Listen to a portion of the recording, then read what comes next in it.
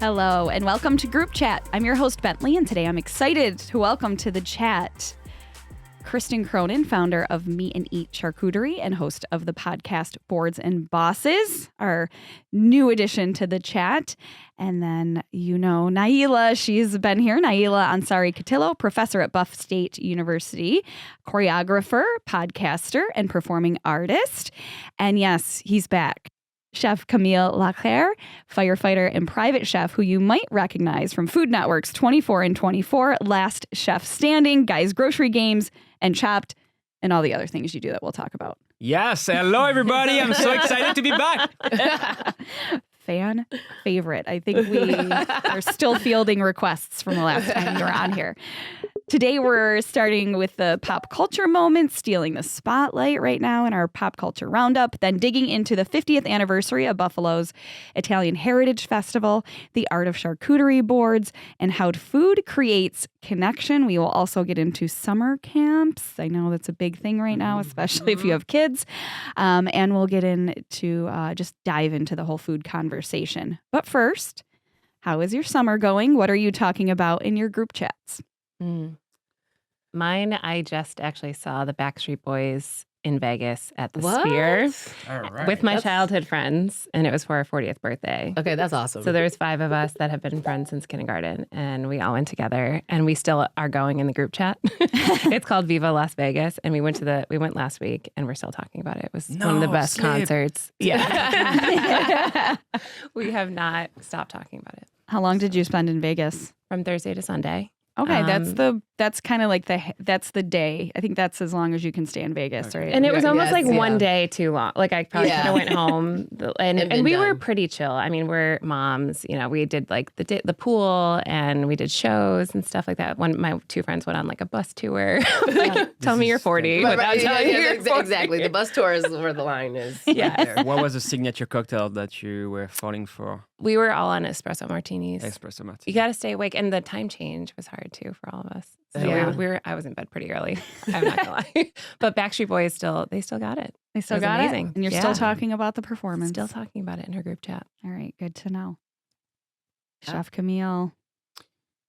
Busy summers. I'm just getting my balance back. I'm back on my position as a private chef. I'm rocking a lot of dinners, enough, and probably like going 1 to 2 dinners a week, doing baking class, cooking class. And then also like I'm enjoying being a Buffalo firefighters. We're cooking a lot at the new engine. So I was at Truck 7 on Main and Mercer's, right across Bennett High School. And then I got moved, part of the probationary period, I got moved to South Buffalo. And I love it. And let me tell you why, because it's something that just giving me a different universe, giving me a purpose. And it's something that is the camaraderie that I don't have, as a private chef, that sometimes is like, you're not feeling lonely, but you are in a one-man show.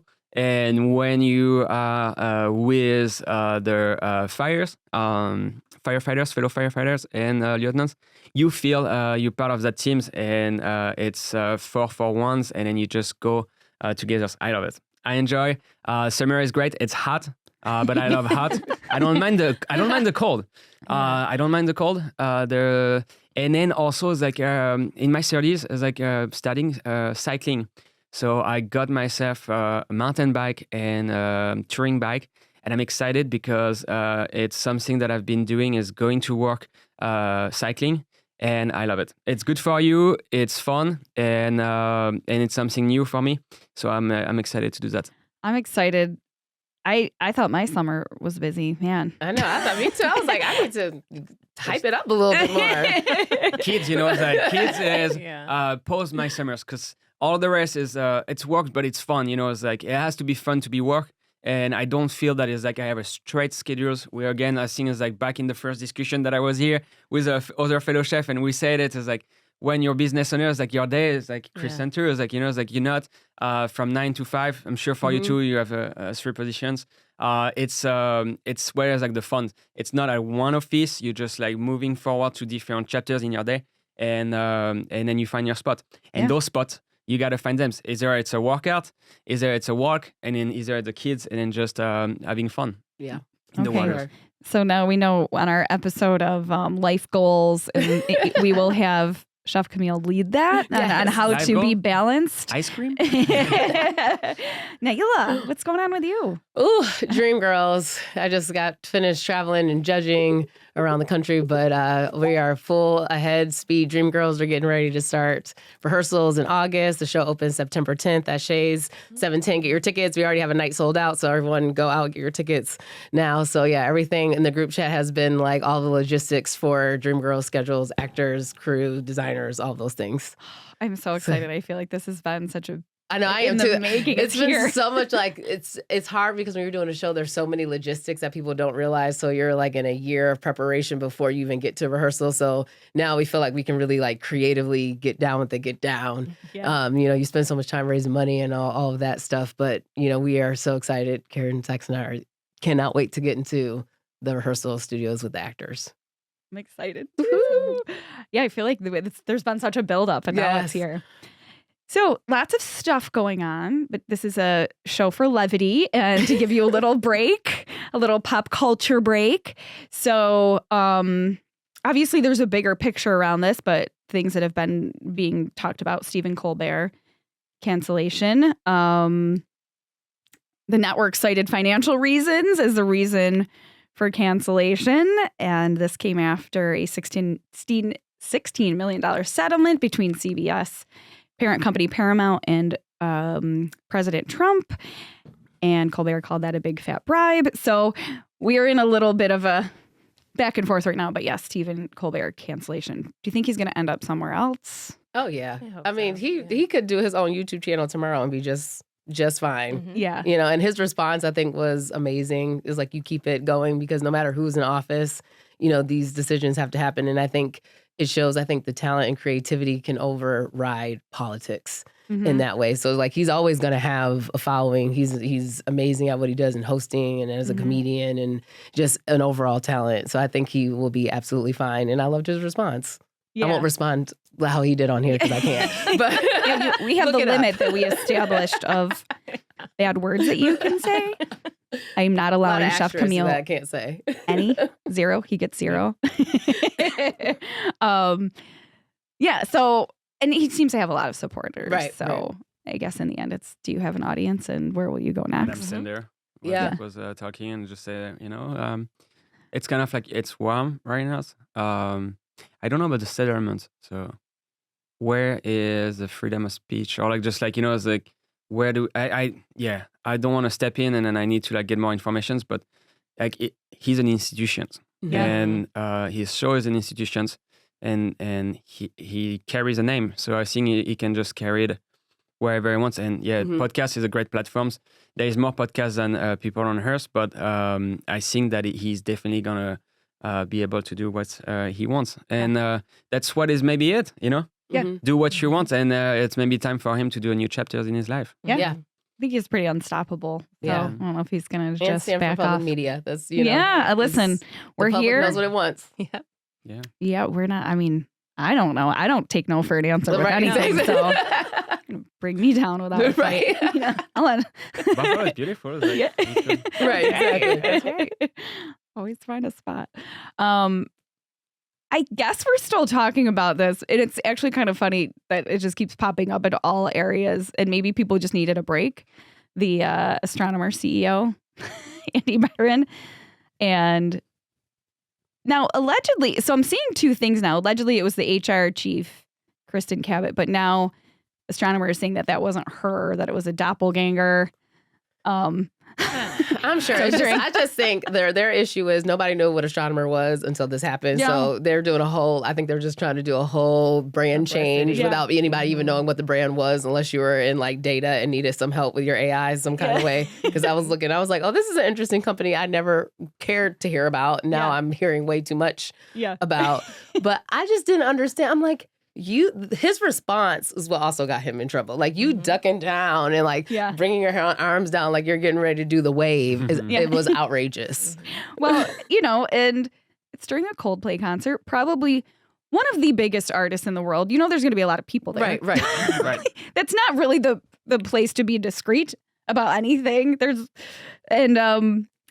it was kind of funny when Chris Martin, when the camera went there, not even really knowing the situation, said either they're having an affair or they're just very shy.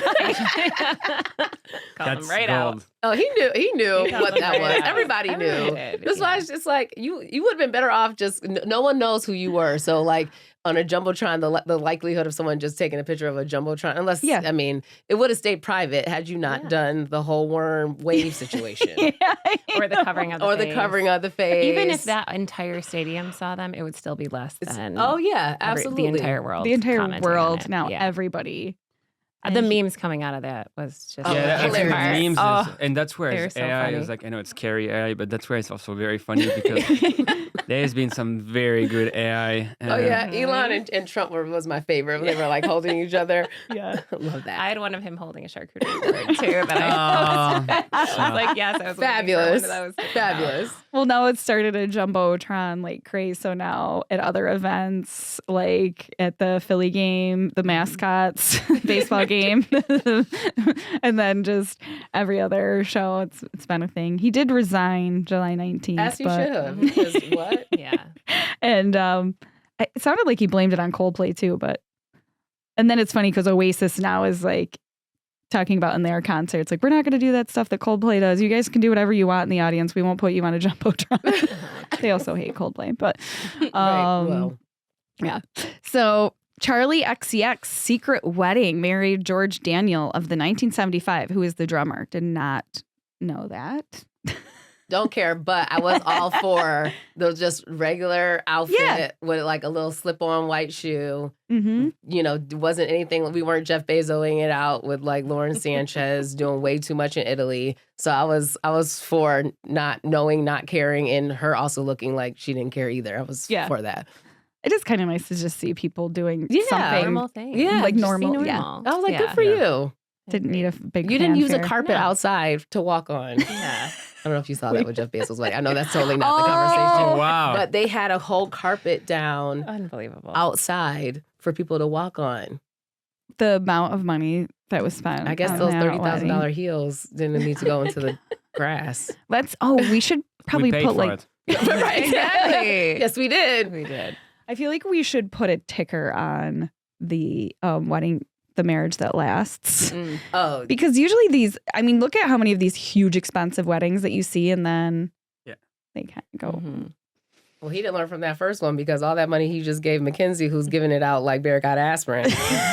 He should have figured that one out sooner than later. But Hey, I wonder that if the guests were paid because there were some guests. I was like, you must have paid them to just like come. It's like, good observation. Yeah. yeah, I do feel like they probably paid for them to be there. Yeah. Like their flights. their flights and everything. I mean, the amount of money that they spent, I don't know that they could all afford to go themselves, it's $30 million, I think. it's a lot of money. Yeah, I don't think that Leonardo DiCaprio would have showed up to that wedding. Well, I mean, the there's- Kardashians, yes, didn't but I even feel have like his Leo hybrid, had his Prius. he had his hat down. And there's a backstory of like Leonardo DiCaprio when they were like when Jeff Bezos was mocking him on like Twitters after that his wife was having a crush on him. Yeah. When they met. And also it's like very contradictory with what Leonardo DiCaprio wants, like when he was just acting like the Revenant but in real life, and then he was like fighting for like global warming and everything, and now it's like just kind of just going in a total different direction, I feel, than what he was supporting. It seems very interesting, I think, to like start to like wondering is like, what is Leonardo DiCaprio? Yeah, maybe he got paid or maybe some money floated his way for his charity. If I got a free trip to Italy to stay in a beautiful hotel and party and eat great food for free all day, whatever. And get a Prime account. Right, right. And maybe some little stock. That's at the Amazon. favor. In lieu of favors, you get a Prime account. No annual fee for you. Ad free. Ad free. Oh, and then sad news about Malcolm Jamal Warner passing away. I know. Such a freak Tragic. accident, too. I know. It was one of those just like, what? Like when you get the news, you're just like shocked. Yeah, and then accidental drowning off, it was reported, off Costa Rica's Atlantic coast. Yeah, I don't know. You just think Theo, like you grew up with Theo, like he was your brother. So I feel like when I see a celebrity death, I always think that there's like an underlying story, especially with, I guess he wasn't a child actor. He was a teen actor. Yeah. So I had like all the worst things in my head. And then I was like, oh, he drowned. Yeah. You know, what a freak. Oh, so you freak's accident. project yourself on like trying to like, no, you don't try. It's just your brain is like just goes to like picturing as like something traumatic, like some Very, sort of mental health or, you know, and so yeah, that I feel like everybody's talking about that just because they saw him as just such like a brother figure, right. You know, that they grew up with. And the Emmy nominations were just announced. So what do we think about award nominations? Oh, Bentley, you know how I feel about nominations, so I should probably not answer this. No, I don't know. It's like, tell me. It's a lot of it is, to me, it's always very political. Even when they have the Oscars, like people don't even have to go to the movies. You're just like registered, and then people get these voting rights and don't even see movies. So that whole world functions in that space. And a lot of awards shows work like that. Like unless you know the people, it's hard for you to even really get by. It's very few like grassroots people that are really doing great work that you're like, oh, they deserve this award. A lot of it is like who's who. Now, we'll say with the Emmys, they're a little bit better because I do think they have shows that have like phenomenal actors and things like that. And I do think they're getting a lot of actors, some do that don't normally do on kind of like the bigger award shows. But it's still like the big networks that get all of the say and the voting rights, and even how you get in is so political.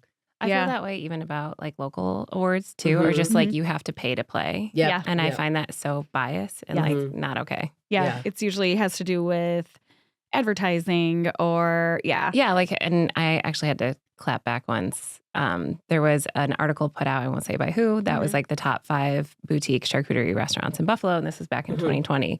And I wasn't on the list, and at that point I had literally carved the Buffalo skyline out of cheese, and I wasn't on the list. So I did like a full platter, carved the buffalo skyline, put a big buffalo on it, and then said, "Dear outlet, please take this as my resume to be on the top 5 charcuterie boutiques." Signed, the one who carved the buffalo skyline out of cheese. Oh, I love that. That went viral, and like then from then on, I was on like every list without having to pay because I was like, this isn't okay.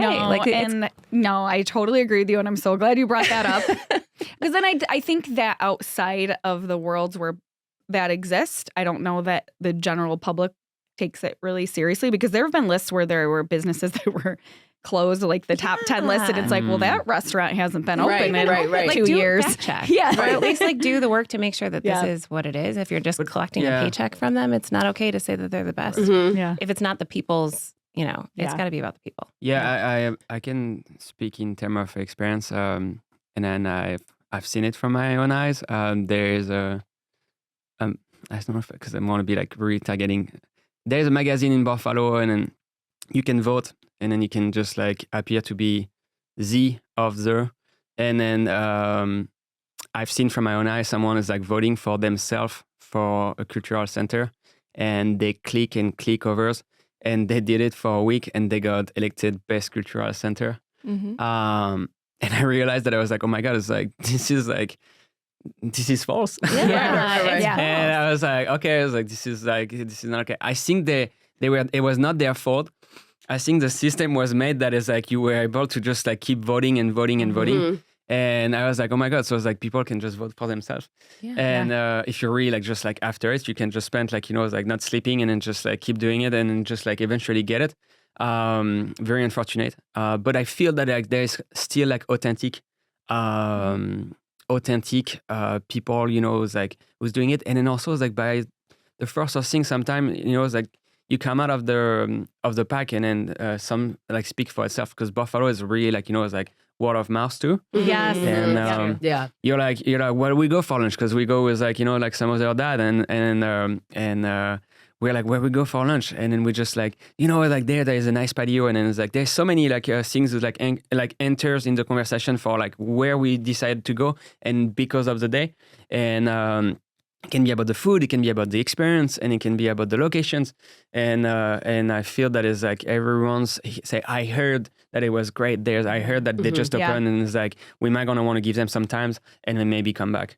Yeah. Well, and But to your point, with even making it to the nomination list. Yeah. I mean, so it's not even top 5. Yeah. It's like there's not many Yeah. charcuterie boutiques in the area, first of all. Yeah. I'm wearing a literal charcuterie dress. Like, Kristen, at least you get are on like the top 5. the That's great, queen by the of. way. But I think thank you. I think what it made me realize, though, is that like you can't compare yourself or like use that as a level of like, I'm not doing good enough. And I think as business owners or people who are new, like just coming in and they're comparing themselves and saying, well, I'm not making, or even like 40 under 40 and 30 under 30. It's like these companies are paying to get people onto the list. Yeah. That's not an actual.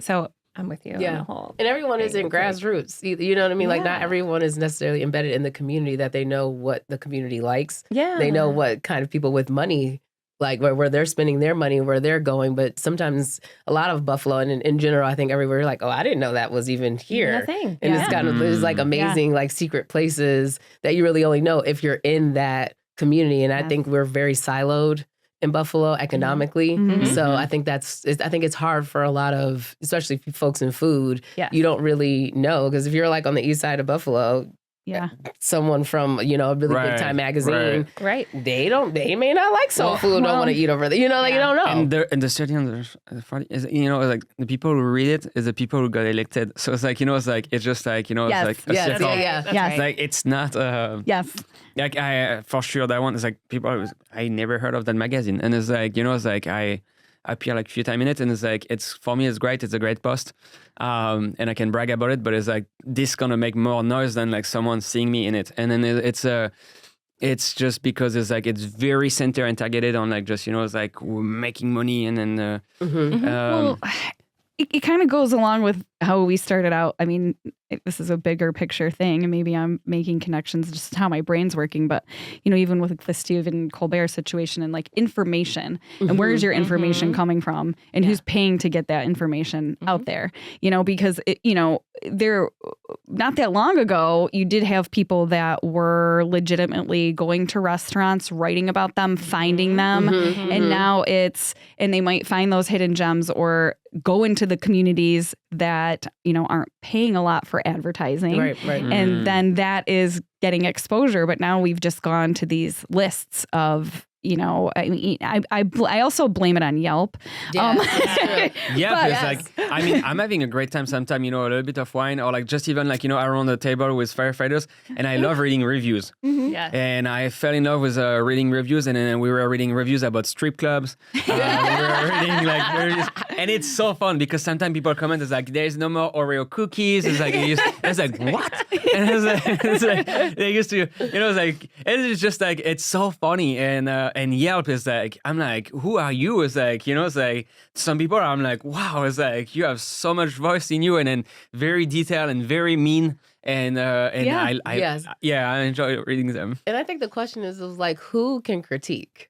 Right, like, because you have this one side that's like, I'm an expert in blah, blah, blah, blah, blah. And I think that's fundamental in some ways. But that's also, I don't think that serves the public that doesn't have that kind of a palette. Right. Even I think in like the theater arts, like I you know, I'll shout out Tony Chase, but he goes to literally like every single show. And I literally every single show. And like people that I know, like the artists, they have to go to every show. And then, you know, that's a difficult thing to do. Everyone isn't doing that kind of work. And it's a lot easier to be like, oh, I don't have time to go to that, but I heard this was good. Or I'm just going to take someone's word of mouth for it. Or I'm so hyper picky and like, I'm going to critique it to the T that like, I might like this little like tweezer dinner, but like 15 other people that just ate it in the community was like, I don't like this at all. It's very subjective. And art is subjective. Creating is subjective. Food is subjective. Pairings, like when we do wine cheese pairings, like something that I love, you may not.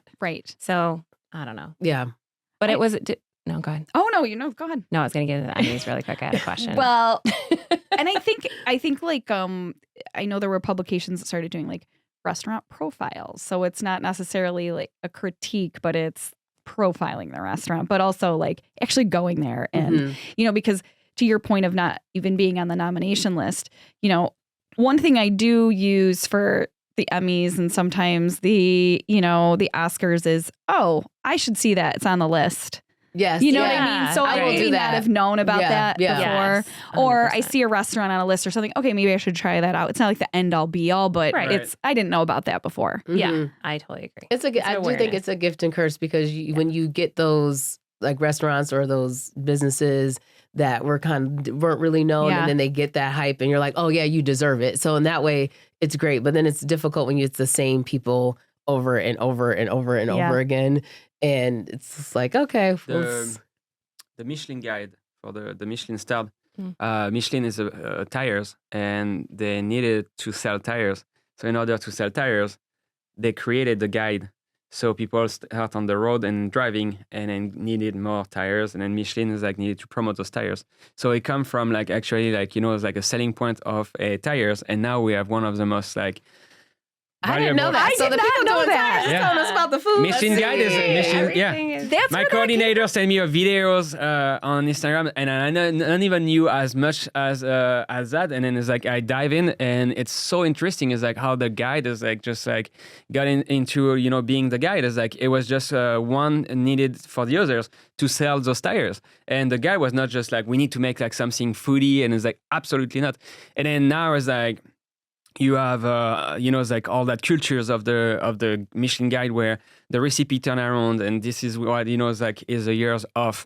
And I mean, it's like I still value like like the Michelin guide a lot, but it's funny, it's like the history, the backgrounds, and you have Goemio in France, but definitely it's like Michelin is like it come from that. Oh, see, I thought it was we Prince of learned When they just like Michelin. I'm like, it's somebody's Like, that's- name. I thought it was just like somebody that I was did a too. Oh, Michelin is the critic. tires, yeah. Yeah, well, I I didn't- thought of that, but I well- didn't think it would be named after tires. Me either. I just thought they had the same name. I didn't think anything of it about food because I wasn't Yeah. connecting Didn't like make that- like We anything learned with so many things on mechanics group and chat. So we're gonna definitely dive more into food, but I know Kristen, you wanted to say something about the Emmys. Oh no, I was asking about Severance. Did that win Well, or no? it's I can't remember. It's nominated. Nominated. Okay. It has- Go it's hear a 20 Severance. It's a lot though. They have like over 20. I know. something Did anyone nominations. watch it? Because Okay, they no. walked. But Okay. my brother-in-law has been on me because like we're both very much into like TV shows with good acting, like scripted shows. Yes.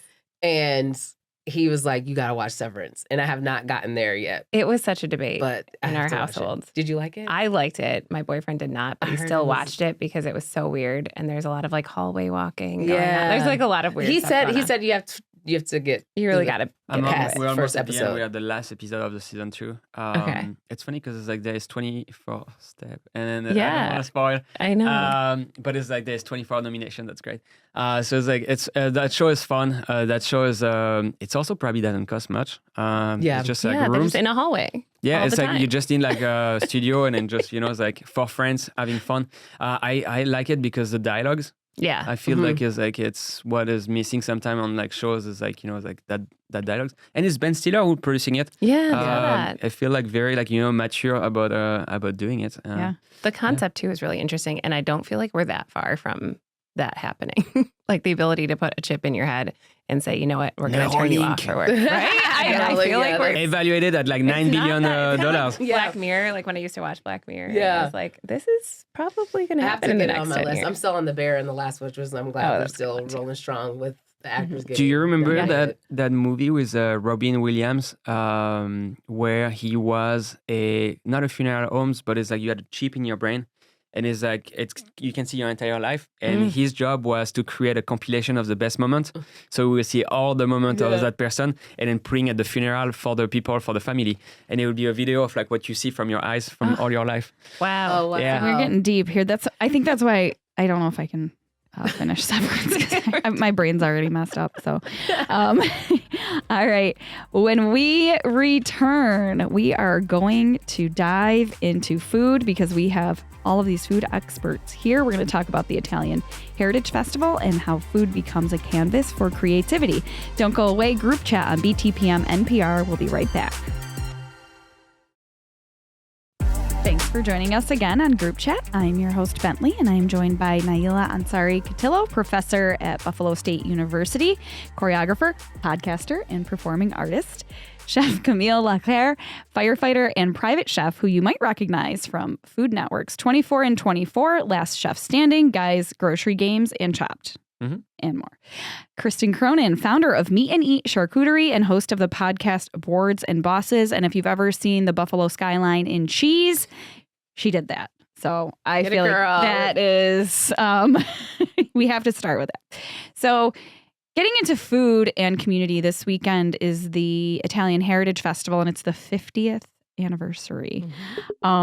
It's moved in 1921. It started 1921. Wow. Saying that out loud. Started as the St. Anthony's Lawn Fete, a 12-day festival on the grounds of St. Anthony's Church on the Lower West Side. In the 1970s, it was on Connecticut Street. In the 1980s, Hurdle Ave, where it remained for several decades. 2017 to 2018, it moved to the Outer Harbor. I don't know if you remember that. I did. And that was disaster. Because I did a cheese stacking contest, and I remember like the cheese melting. I was like, 2019 moved to Niagara Square, and then which was in the shadow of St. Anthony Church, so it was a little closer to where it started. And then 2020, we all know what happened then. COVID, canceled. 2020 to 2021, and then back in 2022, returned to Hurdle Ave. Italy. Yes.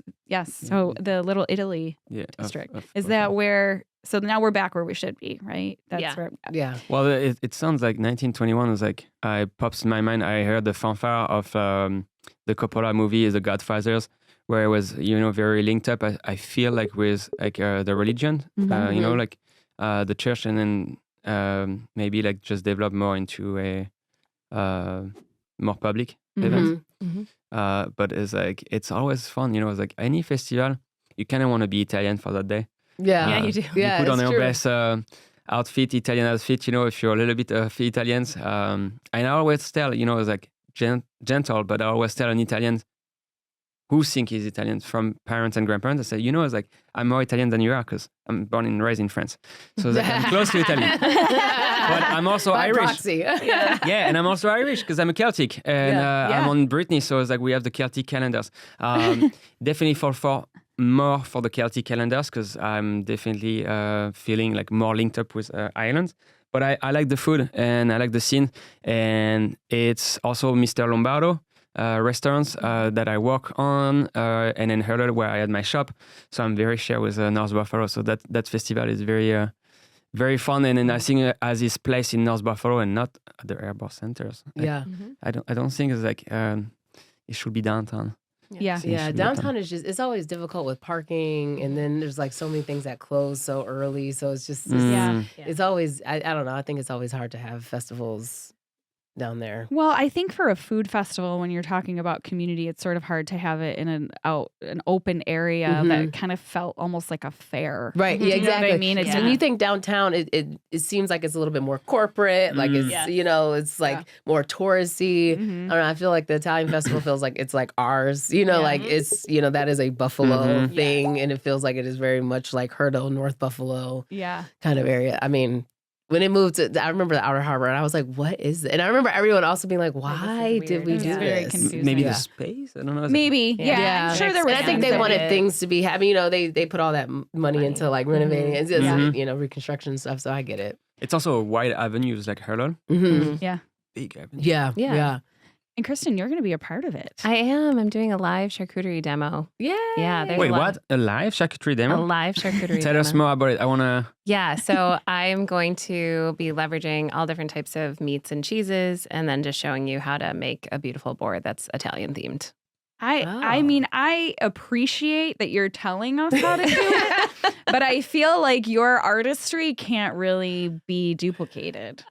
That I am finding that from time to time, but I've got a good in between. Like I have like a classic that anyone can do. Okay. And then there's like the skyline, which takes a little bit more. But I'm learning as I'm scaling the business that it's much more difficult to teach that to people and have them go and do it. Yeah. You know what I think is just like making it more cost effective, because I know I go to the grocery stores and I'm like, I don't really feel like doing this. Then I go and then I just buy the one that's pre-made, and then I'm also like, why did I just spend all this money on it? Because it takes just as much time to take it out than I would have just cut it. And I just want to know what cheeses, what meats, what's good with what. Yes. So I think that's like the teaching of it, because I know I'm not going to be an artist doing it. Yeah. So our shop is actually kind of like a bougie Chipotle. So you get to pick what goes on the board. So it's custom. That. Because I feel like, to your point, you go to a store and you buy it and you're stuck with blue cheese and you hate blue cheese. Right. So at least in this scenario, you're able to choose. Yeah, and try new cheeses too. Because I think a lot of people don't try new cheeses. Customize. And then so they get the same like Colby Jack and cheddar. Yeah. Always. Not when you're taking one of my classes. Now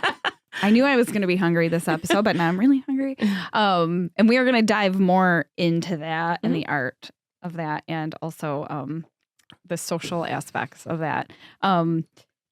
In terms of showing these things at a festival, I feel like these are newer elements in the festival with the demonstrations. Yes. Why is it important to have these things part of the festival? Is that a good way to bring community in and showcase these foods? Do you feel like it's a little more, the interactive stuff is a little more of a nod to the food and the culture? Yeah, I mean, so I know there's a lot of chefs. So I know Chef Jessica Aarons, I think, is going to be there from Cornelia. She's fantastic. She's amazing. My husband too. He helped me on a dinner. I think Chef Chris too from Bratz Hill is going to be there. So I think there's a lot of us doing demos. Chris. Chef Marco from Marco's, So we're all doing some sort of demonstration with the Galbani cheese. Yeah. That's a great lineup. So I think that's part of it too, is like leveraging the product, and they're the sponsors, and how to use it in day to day. So it's like educational too. So you're learning something on top of, going and tasting and doing all the other things. They're also doing grape stomping. Oh, I really want to do that. That's hilarious. Yeah. I love that. Camille, I love that you called it a lineup, because I feel like that's like a concert. It's like the celebrities, I feel like that's like, oh, I got to be there. Well, and I think you don't, most of the time you have to pay a lot of money to see these people do these types of things. And people have to pay to come to my classes or whatever it might be. So for me to just be there doing a free live demo, I think it does draw a lot of people in too. When you think of Italian food, what dish instantly comes to mind? So my maiden name's Carucci. So I'm very Italian. Yeah. So my grandma used to make a pasta and beans. She called it a peasant dish. Yep. Mm-hmm. And it was just like a penne pasta with oil, chicken stock, and beans, and garlic salt. And that's it. So plain. And I remember comfort food growing up, if I was sick or whatever, You're I would stabbing eat that. right now. I can say that. I know that dish. Yeah. Or when I was pregnant, I would crave it, and I would just eat that all the time. It's just so easy to make too. Yeah. Simple. I I'm not Italian, but I am marrying into an Italian family. So good luck. Oh with yeah, that. I mean that was one of the selling points. Let's just say. Oh yeah, so much being able to food. cook. Yes. Oh okay, all right. Well, I think it also stunted my cooking ability, because my grandma always cooked, my mom always cooked, and I never had to. Even when we got married or had kids, they would come over and cook for us. So it wasn't. I never had to. So then when I got into the restaurant business, I'm like, I feel like I don't have enough background here, because I was enabled to not cook, because they always cooked for me. Well, and it's intimidating. I mean, I'm not going to get in the way of anybody's Italian grandmother in the kitchen. Oh yeah, They're I'm scary. still on cutting duty in No. my family. So you're not welcome in the kitchen? Not that I'm not welcome, but I don't know that I would. I just stay out of the way and do Yeah. the chopping or the, It's very true. When you have the older aunties and grandmas, Yes. and it's you get designated, you're like I'm always Sure. salad duty. There's a hierarchy. There's a Growing hierarchy. up, have always been on salad duty. Yeah. One of my cousins is a chef, so she is allowed to do mac and cheese. So that's her. I mean, she can't even do anything else. That's her thing. So it's the same thing. It's almost like a, I don't know, it's like an homage, like a legacy thing. Yeah. Even if you are the best chef in the world, you are not cooking over your mama in the That's kitchen. awesome. It's a respect thing, too. It is. It's respect. It is a respect thing. And it's not that people don't want to show you things. It's just it's so natural. It's in their. It's just in them. Yeah, and there's no list. There's no it's a recipe. little bit of Just this, gotta- a little Yeah. bit a little bit of this, Just a a little dash bit. of this, Yeah. smidgen of this. I'm like, okay, that's not a But it's I need I- the teaspoons. It's always when they get older though, when they get really old and they're like, I need to pass this on, and then they want to teach it to you. You'd be like, Yeah. Oh, now I get I to could have know. did this 15 years ago. That's a currency. Like It that's is. that's It is, but it's always when they feel like you're ready to learn the recipe, then I'll let you know. Yep. In case you just joined us, you're listening to Group Chat. I'm your host, Bentley, here with Naila Ansari-Catilo, Chef Camille Le Caër, and Kristen Cronyn. And we are talking the Italian festival, but also Italian food, the culture of food. And yes, I'm now hungry. Chef Camille, do you allow people in your kitchen at home? Ooh, that's a good question. Or what about the firefighters? I feel like, do you cook for do you them? cook for Or do they cook for you? Oh yeah, what's that? Because they cook in the That's a whole house. culture thing. well, I think that we're going to talk more about that in the next box. So don't give away too many secrets now, because that's a teaser. But you do cook for the firefighters? I do cook for the firefighters. I enjoy it. I kind of just like took the lead where I'm at right now, and then it's just sourcing also like the produce. There's not much where we are, and I just outsource like some product. I feel that is like coming with age, just like getting older. I'm more open to have people inside, and it's just because I'm doing it so much every day that I'm on a really like just go towards having someone, and then just like it's like tasking someone to do something really easy, and then also for them like to just learn the tricks. I think that is like you cannot replace a old grandma in the kitchens, but what I learned from my grandma, I choose to learn it. I did not also got passive, and you have to be ready to learn because it's in front of you. So just take it, and if you don't, it's because you may have missing on the point. And that's what I've learned from many different. It's not gonna be in the talking. It's not gonna be like the thing that I've learned all across my career. Sometimes they won't want to show you, but you will see it in front of you. And if you noted somewhere, if you just like replicate homes and then practice, you will get to do the tricks. And eventually you can show off to them that you're doing it. And they're like, oh my God, it's like, when did you learn it? It's like, I just watch you. I can attest to how he is in the kitchen because we collaborated once and we were able to cook together.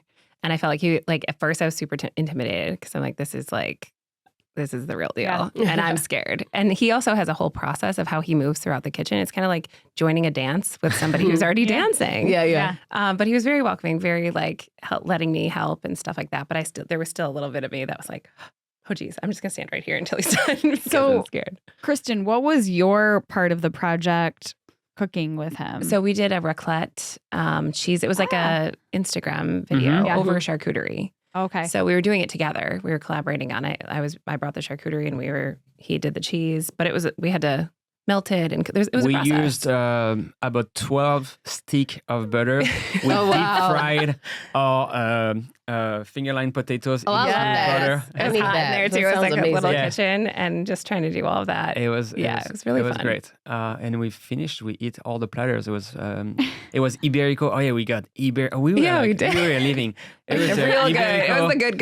Yeah, The good meats, the good Iberico's, cheeses. prosciutto, and then we have salami. We had a bunch of cheeses that you brought. Oh, that You brought the sounds raclette cheese. I brought the raclette cheese. Yeah. Okay, so so- charcuterie is a French term. Yeah. Okay. So that's why Charcuterie. Charcuterie. Okay. And then raclette. Raclette is like a specific kind of cheese. Okay. That's a French cheese. Okay. And you can melt it. It's great for sandwiches. It's great for all Technically, sorts you're not supposed to eat it in summertime. You're supposed to eat it in the winter. in the time. winter. We It is did a hardy we did winter. It in summer. It was hot. Yeah, Yeah, it we was were fun. sweating. I just always, there used to be a restaurant in Buffalo that was called Raclette. So that's always what I think in my head. Oh, yeah. that's Yeah. right. Right on. Similar. Yep. But now I know where that came from. See, we're learning so much today. I mean, we're all over the place with food. We went from Italian to French food, but that's the beauty of our culture, right? And that's Yeah. the beauty of celebrating culture. It's true. So, Kristen, you founded Meet and Eat Charcuterie. How did that come about? Yeah, so I was in banking for 10 years. I was an executive at a bank. And Oh, during sorry. the No, pandemic, joking. I know. I went from corporate to cheese. Yeah. So it was great. But during the pandemic, I was arranging breakfast foods like charcuterie boards for my kids on Saturdays. And that sort of started to, like, I'd post on Instagram and people go nuts over it. But the real story is I had a very vivid dream that I carved the buffalo skyline out of cheese. Like, to the point where I woke up and was like, was that real? Did I actually do that? Like, it was in me. Yeah. And then I had to get it out. So I went downstairs and it was very Picasso-like. Like I was grabbing cheddar and Swiss and whatever and just carve. And it just came out. And it took me 10 minutes and I looked at it. I was like, I did it. So then I posted that on Instagram and I sold 65 boards like just the skyline out of Oh, my wow, house, like that's- slinging it out of my house. That's Like crazy. people were demanding, can you make this for my party? Can you do this? Can you do that? Wow. So then I started teaching people how to do it. So that was like, and Mm-hmm. I did it. This was now November of the pandemic. I was asked by Shays to do like a fundraiser charcuterie class, a virtual one. They're like, I don't think there's anyone in the area doing that. Would you be interested? Mm-hmm. I said, sure, why not? And we had 65 people sign up for the class. Yeah. I drove 65 charcuterie kits around Western New York, dropped them on people's, because it was still COVID, right. like dropped it on people's thing. We all joined Zoom, and then I taught you how to make the board. And we raised almost $2,000 for Shays, and my whole soul lit up.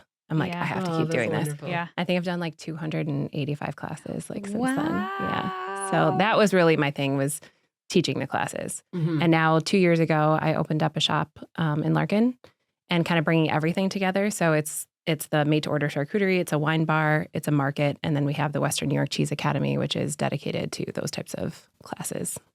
It's, your story, I feel like some crazy things came out of the pandemic, and like good stories, because people had to kind of take pause and Yes. really like think about what motivates them or what their passion is. And I've seen food things come out of the pandemic. Like I think about Dopest Dough Bagels. Like Yeah. So many. You know what I mean? Like yeah, it was like a renaissance. he was in a band, and like, well, can't do that right now. And was Yeah. just making sourdough. And now, so it does sound like, yes, a I renaissance. think people should study that, because I really do. I truly think it was a renaissance of creators. I think people had a time to think and pause and create. Mhm. And then a lot of us like made it into our identity, into these successful businesses, and left their corporate jobs to do that full time. So that is something that I did. I went from corporate to cheese, navigated that transition also while going through a divorce. So it was I signed the divorce papers in June, left the bank in July, opened up in April, and now we're a year out, completely thriving. So it's been That's great. wonderful. And here you are. Yeah. And we get to see you right in front of us at the Italian Festival. Yes, sure. You had to put together a beautiful board. Well, I am insanely hungry now and looking forward to the Italian Festival. And it's funny that we were talking about grandmas and in the kitchen, because Nona's on Netflix was actually, have you guys seen Yes, this? yes. Based on a true story, was actually nominated for an Emmy. It popped up on my Netflix queue, and I was like, I like Vince Vaughn. So Yeah, I need yeah. to, and I know it was based on a true story. I mean, it's a cute movie, but that was an actual restaurant in New York where there The were grandmas were grandmothers running the kitchen. Mhm. So it's a cute movie. But we're going to talk more, especially the people that are in the room with me right now for group chat. When I think about, I don't know, just the soul behind everything you do and the creativity and the passion, it's very, it fills my cup, literally. I have a cup in front of me. So we're going to talk more about that and how food fuels us, not just our bodies, but our communities and our minds. We're going to talk about fire department kitchens and culinary camps and more coming up on Group Chat on BTPM NPR. Welcome back to Group Chat. I'm your host, Bentley, here with my guest, Naila Ansari-Catilo, professor at Buffalo State University, choreographer, podcaster, and performing artist, Chef Camille Le Caër, firefighter and private chef who you might recognize from Food Network's 24 and 24, Last Chef Standing, Guys Grocery Games, and Chopped, and Kristen Cronyn, founder of Meet Eat Charcuterie and host of the podcast Boards and Bosses. So now that we're all hungry, I love this group that's together right now. And I think what you do in the community and how you approach food is different, but also very similar.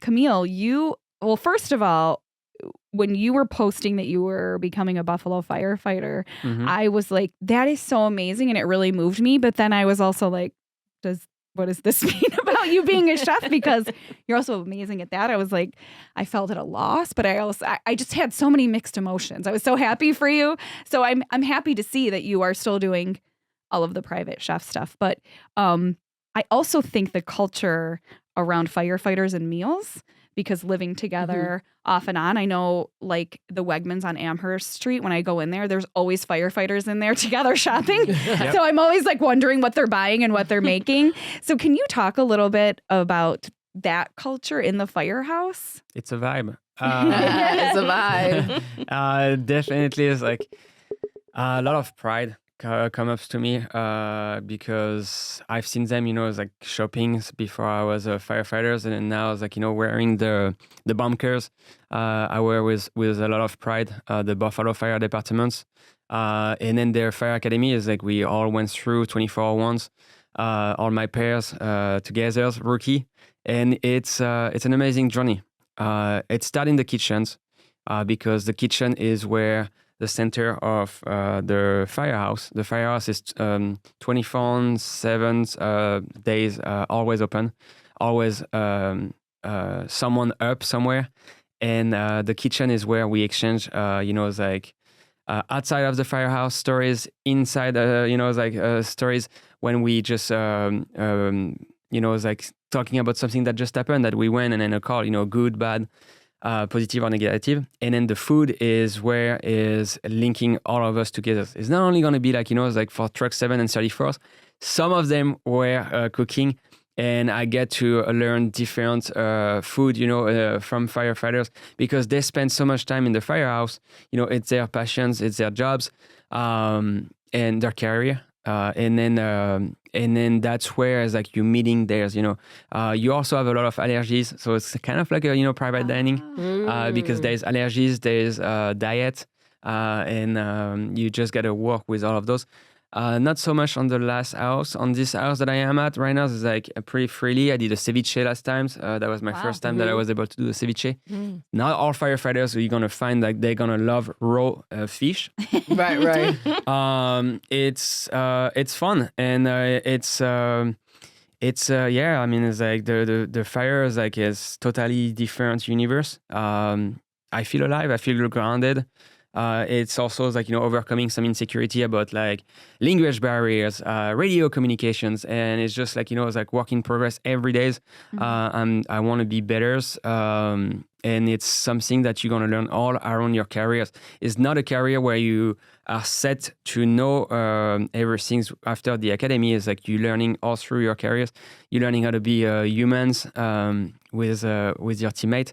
And I enjoy it. I could talk all day about it, but I think it's like it's a great career. It's noble, and Buffalo firefighters, everyone loves them.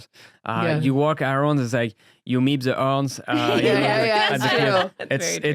It's positive to be a firefighter. There is nothing wrong, and in the private dining, it's like I didn't want to quit that. I think it's like it's something that is 5 years in business.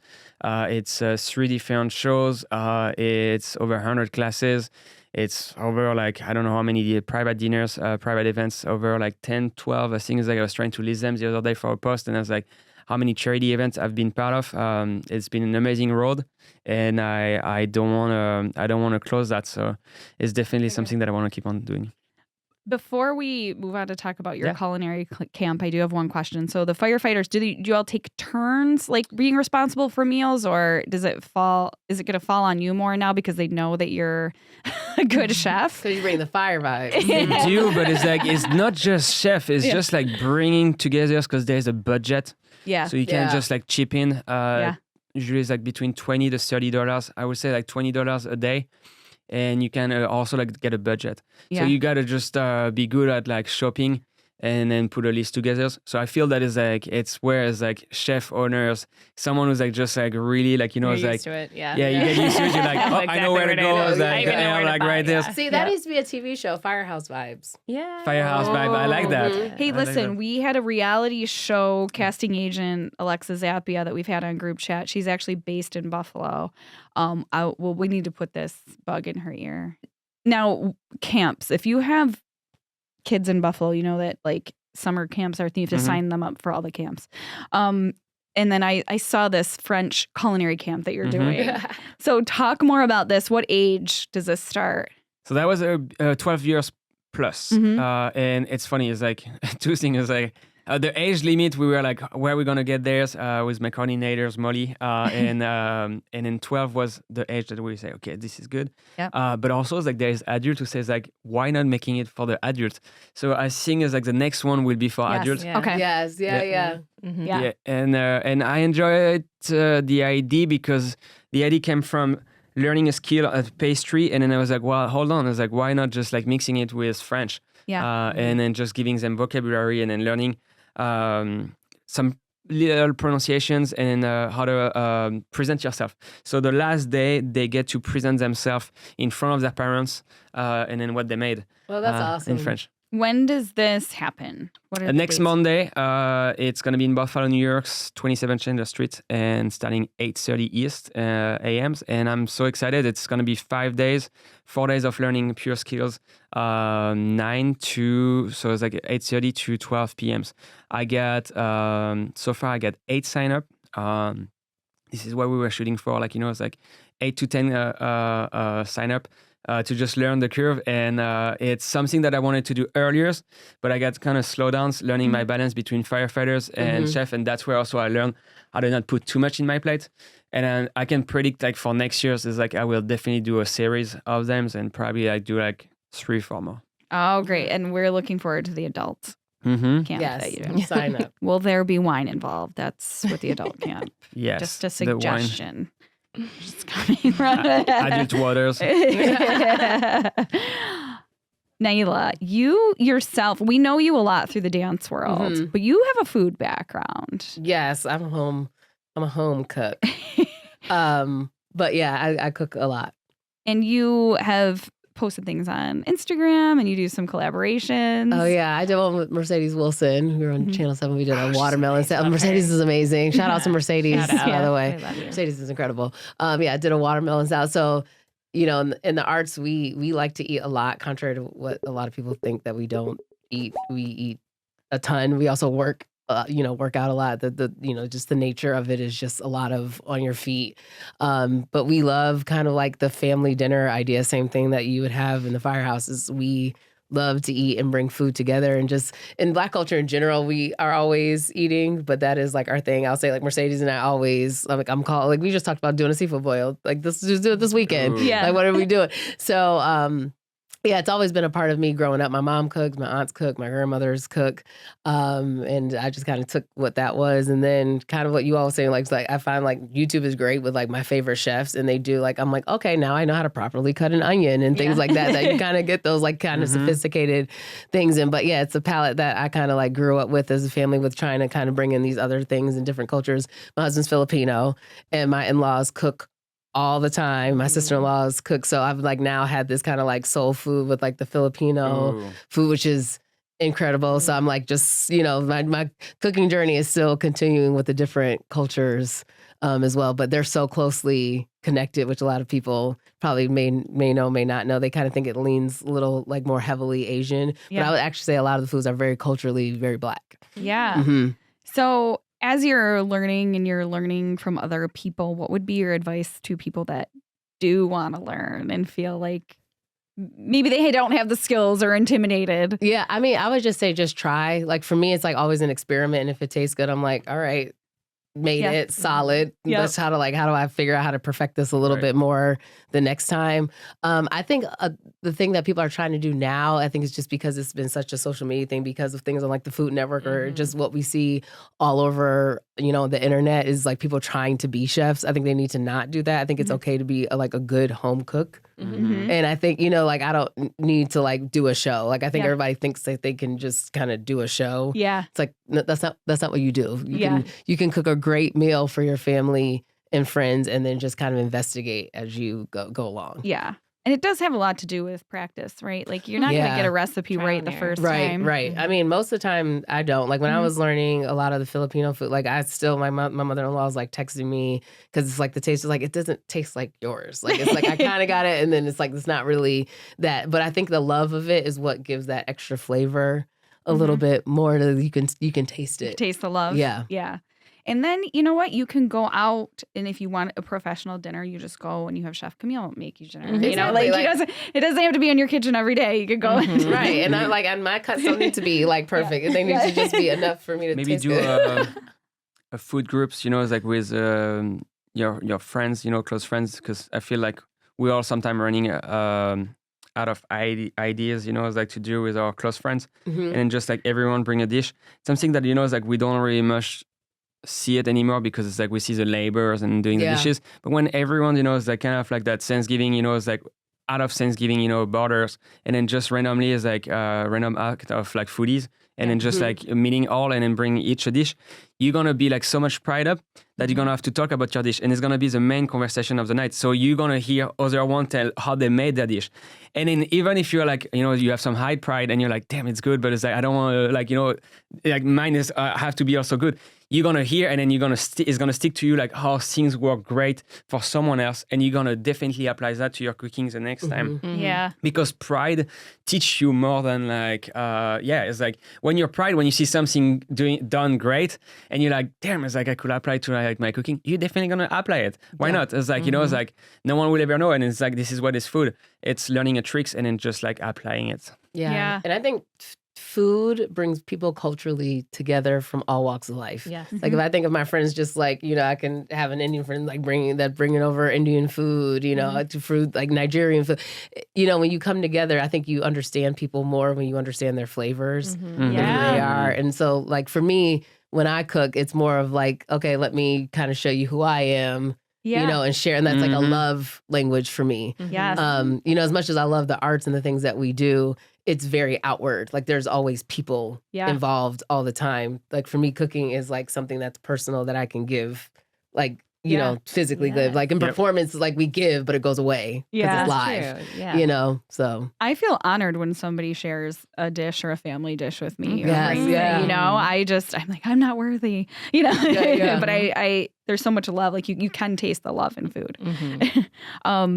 Kristen, what you're doing is very interactive when you're bringing people in and you're building a community around a space literally created for food art. Yeah, and that's why I called it Meet and Eat. And a lot of people get confused because they think it's meat like charcuterie, but it's actually meet, MEET. Like I want people to meet and eat together. Like I can't come on vegetarian. Actually, we had a vegan protesting the space because they thought it was MEAT. Yeah. Oh my God. That's why reading is very fundamental. But we're friends now. Good. I'm like paying him to consult on vegan boards because I brought him in. I was just like, listen, like I'm the business owner. Before you tear down my opening, come on in and let's chat. And he really opened my eyes to like sustainability, where you're getting your food from, how the dairy farms are treating the animals. So he did help me in that. And now I'm like, want to help me find a good vegan cheese? Because there's not a ton out there. Yeah. Interesting is like, I mean, it's like, okay, I don't want the vegan to cancel me, but I know. How interesting is this like, I mean, it's like you investing your time to like go in front of like a meat and charcuterie, and even though if it was meat, it's like, how many steakhouse, you know, is like are in Buffalo? How about Darian next door? I go, you should see some of the things he's cooking over there. Because them oxtails.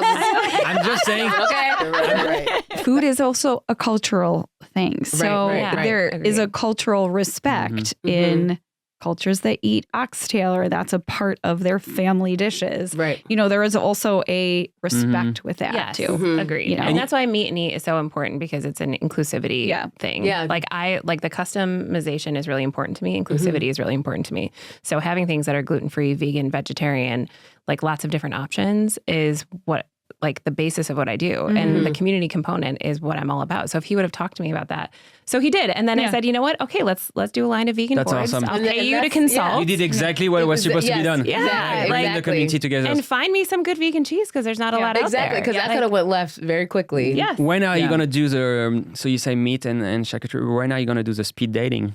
I am. So actually, we are doing a speed dating. Okay. I'm partnering with actually Mr. Mocktail on that. But what we're going to do is so the first half of people are going to create their own boards and walk away. And then the second half of people come in and choose their person based off of what they put on the board.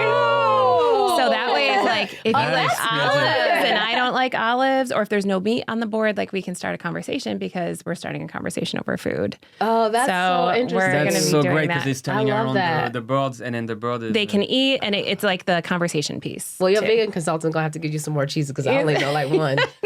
Well, Rebel Whoever cheese does is the that best. Okay, well, whoever does that board... Yes. needs to pile it up. I love that. That's such a good indication, because as I was saying earlier, I mean, I'm marrying into an Italian family, and there may have been some food influence in my decision for a partner. It's like, true. Yeah, you know, food is my love if someone language. is like totally like lives a very different food lifestyle from you, I think that's really difficult to live in a house like that. How many liters of Chianti is like you drink? Well, it's funny. I've been trying, you know, I do drink wine when I cook, but I've been like, I don't know, I've been trying to be a little mindful and, cut back on certain things. And it's just such a thing. And I have like one glass of wine when I cook, right. But I'm like, that's really my drinking at home now. If I do, I like have a glass of wine. Bad. It's like, I went in the other way and I started drinking a lot of beers and I enjoy a nice cold beers. Yeah, same summer. Yep. Yeah. But the wine came back to me because the wine is like, it feels like, like it's not carbonated all the time. Mm-hmm, and I feel that it's like, it's a good, hopper, with moderation. The wine is like, it's a nice, vibes in the summers and nice rosé. We actually offer non-alcoholic wines too. We do 5 non-alcoholic wines so that anyone who doesn't drink can also participate in our wine and cheese pairings and in any of our events I love too, that. which is really nice. We've done a non-alcoholic wine and pizza pairing and a non-alcoholic wine and cheese pairing. We had a huge group. Yeah, that's wonderful. Something for everybody. You should pair it with that organic wine on Elmwood Village, where they do a fermentation. Funkin' fermentation. Yeah. Yep. So allegedly, it's organic wine is less of a hangover too, but there's no scientific proof behind that I know, but I've heard that. Personal experience. Personal experience. So, what do your weekends look like? Italian festival this weekend. What else you got going on? Oh, Naila's just like in dance world. Yeah, Dream Girls. We'll be at the AKG and we'll just be all over promoting tickets out. That's my weekend. Well, thanks for the reminder because I know I'm going to be there. I just haven't got my tickets yet. It feels so far away. I'm like, I know. What's so funny is because for the first time, I think for us, especially like with the show like this, like we were selling tickets significantly early than we normally do. But that's because the last, few shows we did with The Color Purple, Once on This Island, people couldn't get tickets. Yeah. Mm-hmm. And so it was, everyone's like, okay, I got to get my tickets now because last time I waited too late. Yep. Get your tickets, people. Mm-hmm. Don't wait till the last minute. And I know, Kristen, you're going to be at the Italian festival. We have the Italian festival, and it's also wedding and shower season. So we do a lot of charcuterie grace tables, like 6-foot grace tables for those types of events. And then we also have a mystery wine and cheese pairing class that we are doing. So you actually you have to guess what it is. And we teach you how to be a sommelier. And then you get to pick and you get prizes if you win. So all right, Naila and I might sign up for that. Queen City Jazz Fest. Sorry, I had to look to that. We'll be at Queen City Jazz Fest. The girls will be performing. Oh, wow. Queen City. Wow, that's already here? Oh my gosh, what is happening with the summer? It's like, I know. I It's can't. crazy. When the Halloween decorations come out at Hobby Lobby, I get really Oh, yeah. upset. Get nervous. Even though I love Yeah, Halloween, but I'm no, like, nope, not ready too yet. much. Rushing my summer. Chef Camille? I will be fighting fires and then I will be getting ready for the summer camp starting Monday. So I will be... Talk about life balance right there. I know. I'll be leaving Fighting the fires. firehouse at 8 a.m. Friday. on Monday morning, and then I will drive to my kitchens to start the camp. Oh, Wow. get your coffee, espresso, whatever you need. We'll I'm be excited. following your path on social media. I'm excited. Thank you for everyone for being here. I was like, Great. This was great. Yeah, I think we need to wonderful. bring you all back. Yeah. And then maybe incorporate food into that. I'm We should bringing do a a taste. I was like, bring a board and freaking. That wraps up today's episode of Group Chat for now. If you want to continue the conversation, make sure you follow us on Instagram and Twitter at BTPMNPR. Also, check us out on the video podcast on Buffalo Toronto Public Media's YouTube channel. I'd like to thank my guests, Naila Ansari-Catilo, Camille Le Caër, and Kristen Cronyn. I'm your host, Bentley, and have a great weekend, and thanks for listening.